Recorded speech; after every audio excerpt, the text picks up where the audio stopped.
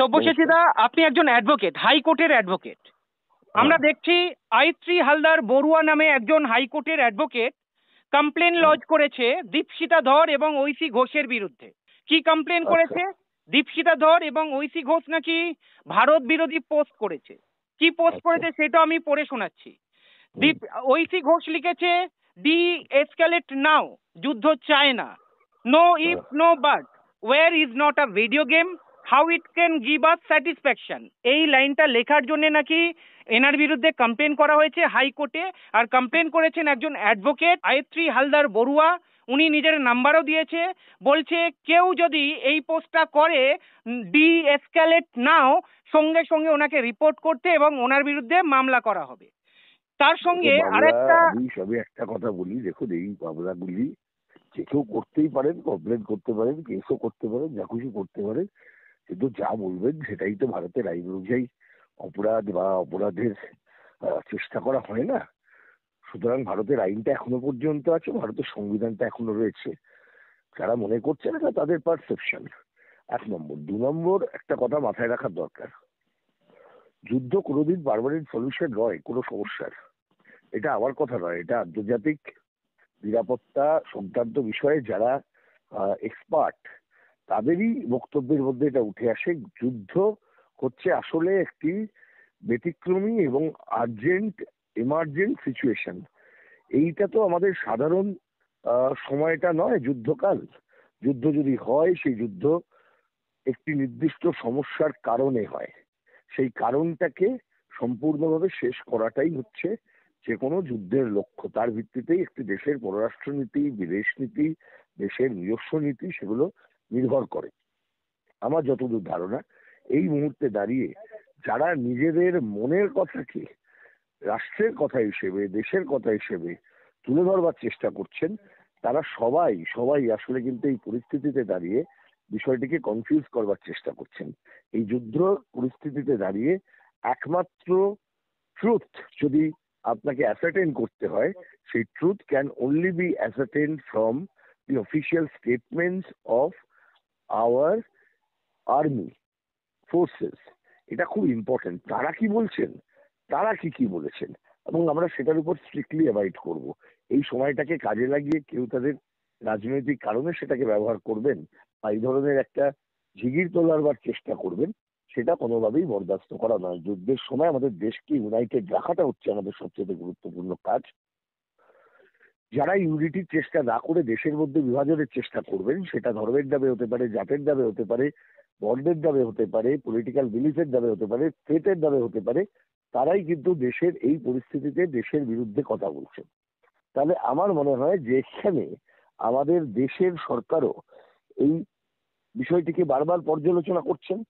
আপনারা দেখতে পাচ্ছেন এই মুহূর্তে দাঁড়িয়ে সরকারি পর্যালোচনা চলছে। আন্তর্জাতিক সন্ত্রাসবাদ আমরা সকলে মিলে চিহ্নিত করেছি এই মুহূর্তে দাঁড়িয়ে আমাদের দেশের পক্ষে অত্যন্ত বড় বিপদ।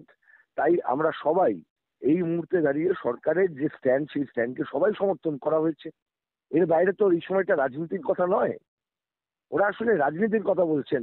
আমি দেশের প্রধানমন্ত্রীর কথা, দেশের স্বরাষ্ট্রমন্ত্রীর কথা, দেশের অন্যান্য যারা রয়েছেন, যারা সিদ্ধান্ত নিচ্ছেন, সেনাবাহিনীর প্রধান, তাদের কথা, তাদের যে অফিসিয়াল স্টেটমেন্ট, তার উপর দাঁড়িয়ে বলছি। সমস্যার সমাধান করতে চান নাকি সমস্যা অ্যাগ্রাভেট করাতে চান? তাহলে আপনি পলিটিক্স করছেন। কোর্ট এত সস্তা এই সমস্ত পলিটিক্স করবার সুযোগ করে দেবে না আপনাদের। যেখানে শুভেন্দু অধিকারীর সঙ্গে সিপিআইএম এর আলাদা কোনো শত্রুতা আছে কিনা জানি না, এই শুভেন্দু অধিকারী বলছে সিপিআইএম এর মালগুলো, যেমন নির্দিষ্ট করে বলেছে শতরূপ বারবার ভোটে হেরেছে, লজ্জা নেই, মোহাম্মদ সেলিম হেরেছে, লজ্জা নেই, 7-8 দিন আগে বিরোধিতা করছিল মোদির, এখন আবার ভারতের হয়ে কথা বলছে, এই ধরনের কথা বলছে। আর যে ভাষায় কথা বলছেন সিপিআইএম এর মালগুলো, একজন বিরোধী দলনেতা হিসাবে কতটা গ্রহণ? রাষ্ট্রের ফারাকটাই সরকার এবং রাষ্ট্রের ফারাক। যদি রাজ্যের বিরোধী দল নেতারা করতে পারেন, না বুঝতে পারেন, সেটা বোঝাটা একটু স্বাভাবিক। মানে অন্য ক্ষেত্রে হলে স্বাভাবিক হতো, কিন্তু যার নাম বললেন, উনি তো মমতা ব্যানার্জির ছত্রছায়া থেকে রাজনীতি শিখেছেন, এখন বিজেপিতে গেছেন। ফলে তার কাছ থেকে সঠিক রাজনৈতিক কথা, সঠিক বক্তব্য আসবে না। উনি যেটা বলছেন সেটা ওনার দলের পরিচালিত সরকার যারা আমাদের দেশের সরকার চালাচ্ছেন এই মুহূর্তে তাদেরই বিরোধিতা করছেন। এখন ওনার সরকার কি চাইছে না যে দেশের বুকে এই সময় দাঁড়িয়ে সব মানুষ সমর্থন করবে না? সরকার তো বলেছেন সবাই সরকারের পাশে আছে। এই পরিস্থিতিকে রাজনৈতিক কাজে লাগাচ্ছেন তিনি শুভেন্দু অধিকারী। তিনি যে কাজটি করছেন সেটি ভুল কাজ করছেন। এবং আমি তো বলছি ওনার একটি কাজ হচ্ছে এই মুহূর্তে জিগির তোলানো, বিভাজনের রাজনীতিকে আরো শক্ত করার চেষ্টা করা। এর বাইরে ওনার কোনো এজেন্ডা নেই, সেই এজেন্ডা ফুলফিল করতে নেমেছেন। এখন সেই ঘৃণার রাজনীতি ছড়িয়ে উনি যদি করতে চান বাংলার মানুষ তাকে ক্ষমা করবেন না। সিপিআইএম সম্পর্কে বাংলার মানুষ অবহিত আছে। সিপিআইএম এর ভূমিকা আজকে প্রমাণ দিতে হবে না। আন্তর্জাতিক পরিস্থিতিতে দেশের নিরাপত্তার স্বার্থে সিপিআইএম চিরকাল দাঁড়িয়ে থেকেছে দেশের স্বার্থে এবং মানুষের স্বার্থে।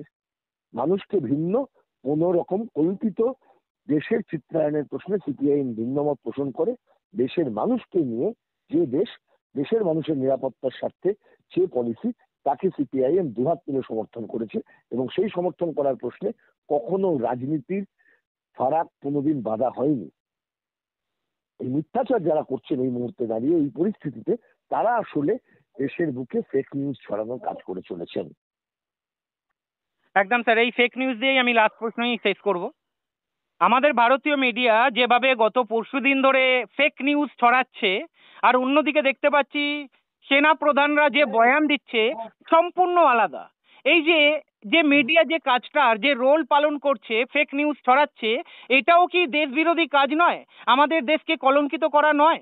আমি বলবো যে ভারতের মিডিয়া তার যে গুণগত মান সেটা যে পড়ছে সেটা ভারতের যে ফ্রিডম অফ প্রেস ইন্ডিকেটরে ভারতের যে র্যাঙ্ক সেটা দেখলেই বোঝা যায়। আমি 151 না কত নম্বর, এটা নিয়ে আমরা দীর্ঘ সময় আলোচনা করেছি। আজও সেই পরিস্থিতির পরিবর্তন হয়নি। এরা কোভিডের সময় ফেক নিউজ ছড়িয়েছে, আজও একটা অংশ ফেক নিউজ ছড়িয়ে চলেছেন। এবং মিডিয়ার থেকেও বড় কথা হচ্ছে যে সোশ্যাল মিডিয়াতে পরিকল্পিত উপায়ে এই ফেক নিউজ গুলো ছড়ানোর একটা প্রচেষ্টা বারবার করা হচ্ছে। এবং সেক্ষেত্রে আমি বলবো যে পুলিশকে সতর্ক থাকতে, কলকাতা পুলিশ, পশ্চিমবঙ্গ পুলিশ যেন সতর্ক থাকেন এই বিষয়গুলিতে, ইমিডিয়েটলি ব্যবস্থা নেন। যারা ফেক নিউজ ছড়াচ্ছেন তাদেরকে ইমিডিয়েটলি অ্যারেস্ট করা এবং এই মুহূর্তে দাঁড়িয়ে দেশের এই পরিস্থিতিতে দেশের স্বার্থে যখন ঐক্যবদ্ধ থাকার একটা চিত্র, এটা কিন্তু ওটা পৃথিবীর কাছে দেশের মুখটাকেই কিন্তু উজ্জ্বল করে যে আমরা ঐক্যবদ্ধ আছি, আমরা পাকিস্তান নই, আমরা ভারত। এই যে গর্ব আমাদের, সেই গর্ববোধটাকে নিয়েই আমাদের কিন্তু এই মুহূর্তে চলতে হবে। তাই আমি সকলকে অনুরোধ করব, যখন কোন রকমের নিউজ দেখছেন সোশ্যাল মিডিয়ায়, এই সময় শুধু নয় যে কোনো সময় একটু ভেরিফাই করুন, রিভেরিফাই করুন, তারপর তাতে বিশ্বাস করুন। অন্ধ বিশ্বাস করবেন না। অন্ধ বিশ্বাস ধ্বংস ডেকে আনে। সেই ধ্বংসের পথে এই মুহূর্তে এই যে ক্রাইসিসের সময়, সংকটের সময় দেশের, সেই সময়টাই কিন্তু দয়া করে আর সংকট বাড়াবেন না। আমাদের ঐক্যবদ্ধভাবে আন্তর্জাতিক সন্ত্রাসবাদের মোকাবিলা করতে হবে। এটাই শুরু এবং এটাই শেষ কথা।